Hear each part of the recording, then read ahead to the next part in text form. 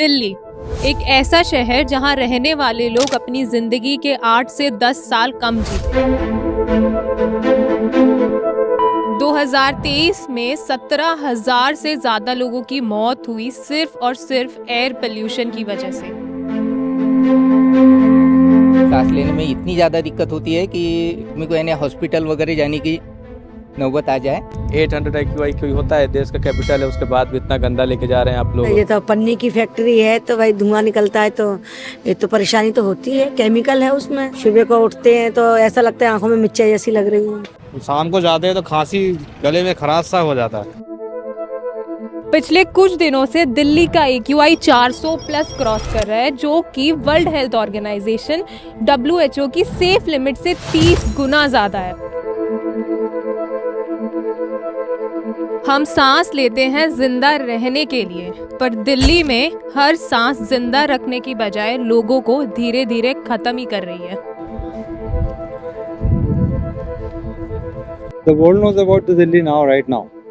What's the pollution level going on? Nobody is bothered for that. They are bothered for their own work. That's all. एक चीज़ तो है कि लोग पहले के मुताबिक बाहर आने से थोड़ा सा डर रहे हैं, क्योंकि जिस तरह का पोल्यूशन देखने को फेस करने को मिल रहा है, तो लोग भी सोचते हैं कि यार घर ही में रहे। इवन मैं खुद अपने पेरेंट्स को लेके थोड़ा कंसर्न हूँ, लेकिन अब ये काम के लिए तो बाहर जाना पड़ता है, तो इसलिए आ जाते हैं। घर से निकलते हैं तो चारों तरफ कोहरा कोहरा होता है, उसके बाद क्या कहते हैं, आंखों में मिर्ची सी लगती है।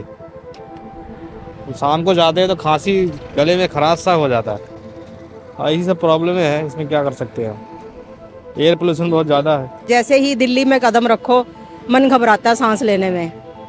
ओवरऑली मैं चंडीगढ़ से हूँ। Chandigarh everyone know very beautiful city, साफ़ सुथरा बिल्कुल। तो जैसे ही सोनीपत क्रॉस करो आगे दिल्ली आओ तो वो ये पूरा धुंध का कोहरा छाया हुआ होता है, सांस लेने में दिक्कत आती है। जो भी फील ये वाला ना, कुछ भी खाते पीते हैं ना, कफ इतना जमा हुआ है ना, निकल नहीं रहा, थोड़ा थोड़ा करके निकलता है, तो अभी उसमें क्या सांस लेने में दिक्कत हो रही थी। मैं आई वियर मास्क ना, तो मास्क वियर करने में क्या जैसे पहना, ऑलरेडी कफ इंजेक्टेड है, मतलब जकड़ा हुआ है सीने में, तो और भी जकड़ता है, तो सांस लेने में दिक्कत हुई है। सो आई रिमूव इट। ऐसी रिपोर्ट्स भी आती है कि अगर आप दिल्ली में रहते हो तो आपकी जिंदगी के 8 से 10 साल कम हो जाते हैं। वो तो ऑब्वियसली है, ये तो ऑब्वियसली है, ये तो मेडिकल साइंस भी बोल रहे हैं कि अगर आप दिल्ली में कंटिन्यूसली ऐसे माहौल में रहोगे तो आपको लाइफ तो कम ही हो जाएगी ना, लाइफ तो बढ़ेगी नहीं।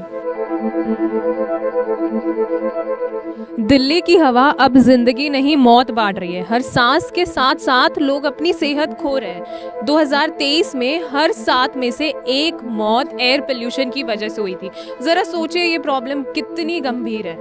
जो लोग एयर प्योरीफायर अफोर्ड कर पाते हैं वो लोग इस जहरीली एनवायरनमेंट में अपने लिए एक सेफ जोन तो जरूर बना लेते हैं। जरा उनका सोचिए जो एयर प्योरीफायर तो छोड़िए, एक मास्क तक भी अफोर्ड नहीं कर सकता है। मतलब क्लीन एयर को भी लोगों ने एक प्रिविलेज बना दिया है।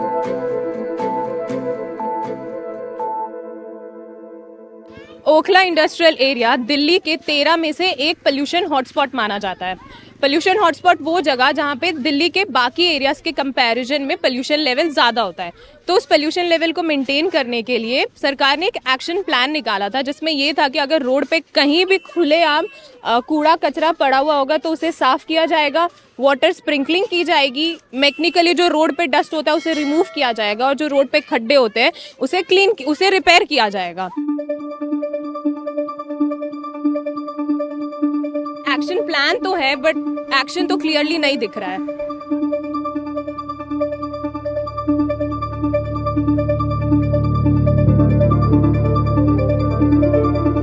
ऑन रोड कूड़ा फेंक रहा है, बच्चे जाते हैं हमारे, हम जाते हैं, हमारे माँ बाप बूढ़े हैं, वो लोग आना जाना करते हैं। यहाँ से सब्जी लेने के लिए भी इधर ही जाना पड़ता है मंडी में।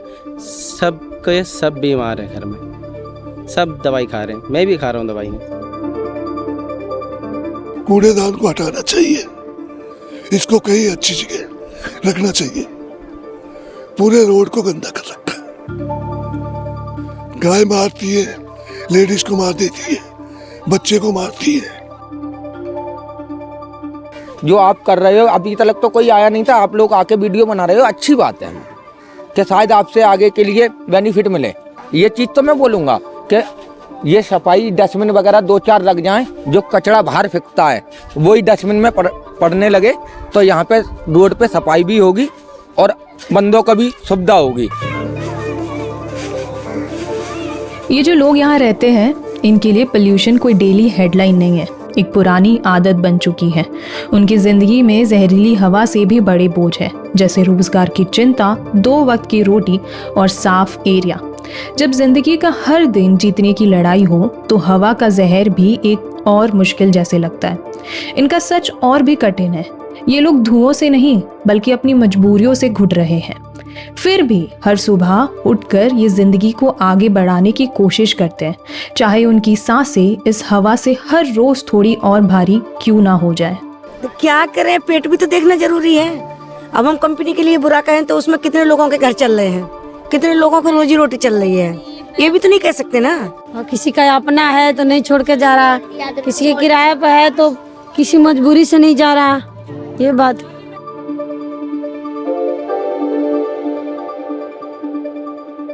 वहाँ पे खड़े नहीं हो सकते, इतना तगड़ा केमिकल उड़ता है उधर।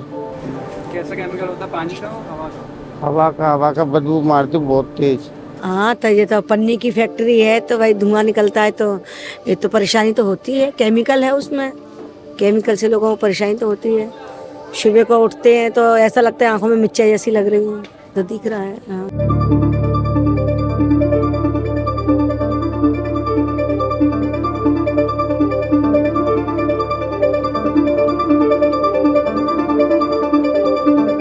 ये कूड़ा है साहब, ये कूड़ा है, गंदगी है, इसको व्यवस्था सरकार को करना चाहिए। आदमी जनता क्या करे।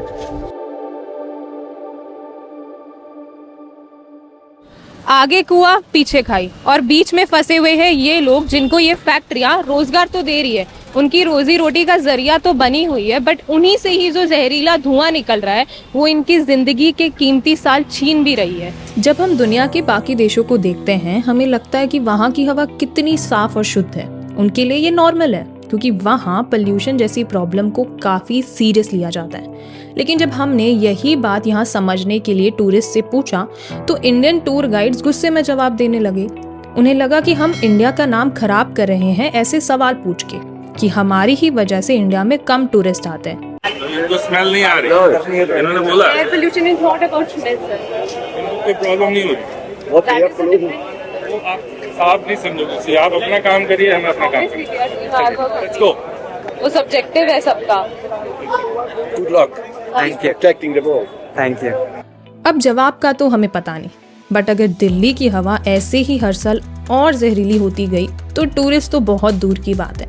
एक दिन अपने ही इंडियन सिटीजन सोचने पर मजबूर हो जाएंगे कि क्या इस देश में रहना सच में सेफ है भी या नहीं। जब देशवासी है, देश के लिए जान दे रहे, तो उनको भी तो सुविधा देनी चाहिए कि जी हम वो कर रहे, कुछ नहीं कर रहे, सब अपनी जेब को भर रहे। तो अमीरों को दिक्कत ही नहीं है, जो दिक्कत है हम मिडिल क्लासों को दिक्कत है। जो लोग अफोर्ड कर पा रहे हैं उनको क्या दिक्कत है? रूम पे अपना आ रहा है, 3 दिन साफ कर रहे हैं, फिर वापस एयर प्यूरिफायर यूज कर ले रहे हैं। दिल्ली में इतनी सारी डिस्पेंसरी बंद हो गई, मोहल्ला क्लिनिक, कि एक एरिया में 2 मोहल्ला क्लिनिक नहीं हो सकते, एक एरिया में 4 ठेका हो सकता है, वो क्लोज नहीं हो सकते। ये है आज की डेट में माहौल चल रहा है जो दिल्ली का, जब से सरकार बदली ये हाल है। मतलब इतना टैक्स देते हैं गवर्नमेंट को, तो गवर्नमेंट को भी तो सोचना चाहिए कि यहाँ की पब्लिक कैसे सेफ रहे। टोपी तो डालनी पड़ेगी, सर की टोपी हेलमेट का काम करती है, नाक की टोपी इसका काम करती है, करेक्ट ना?